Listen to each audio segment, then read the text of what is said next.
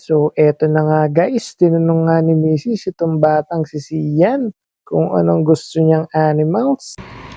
Tiger. Tiger? Sabi mo lion. Lion ah. Ano ba talaga?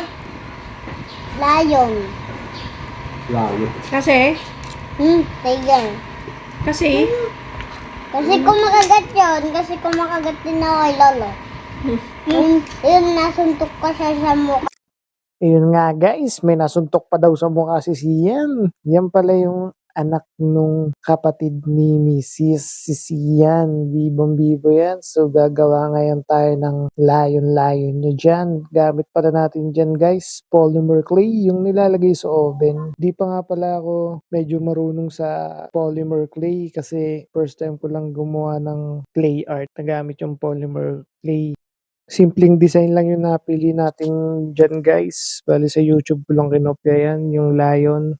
Bali yan nga, nagsimula na ako mag-ukit-ukit dyan guys. Gamit ko yung mga sculpting materials ko na nabili ko sa Orange app. Yan na nga guys, yung progress natin, no? Lion. Mukha na lion. Okay na yan. Bata naman yung pagbibigyan natin eh.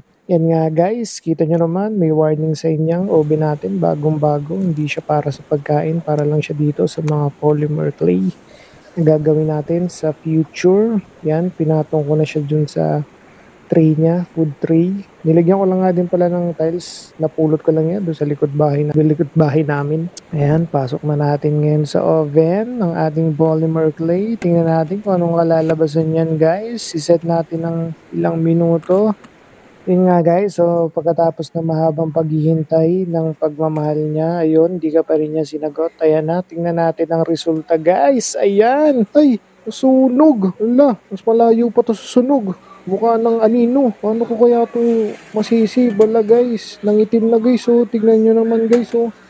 Nasunog, overcook. Grabe naman yan guys, ang itim. Na guys, kailangang masave ko to. Kapagalitan pa ako ni Sian nito eh. Pag binigay ko to sa kanya, sasabihin niya, Ninong, ano yan? Uling. Kita nyo guys, kailangan natin itong masave. Grabe yung pagkasunog niya. Hanggang ilalim. Wala talagang luto guys. Sunog na sunog. First time ko lang kasing gumamit nito guys, polymer clay. So, ayan na yung drawback guys. Yung consequences na hindi natin inaalam yung kung ano yung gagamitin nating art materials. So, kailangan nating masave to. So, niliha-liha ko nga yan guys. Kinuskus-kuskus ko para masave lang yan. Tapos, ginawa ko na lang din ng mascara niya para medyo unique. Pinulayan ko na ng puti yan para sa base color natin yan guys. By the way nga pala guys, baka pwede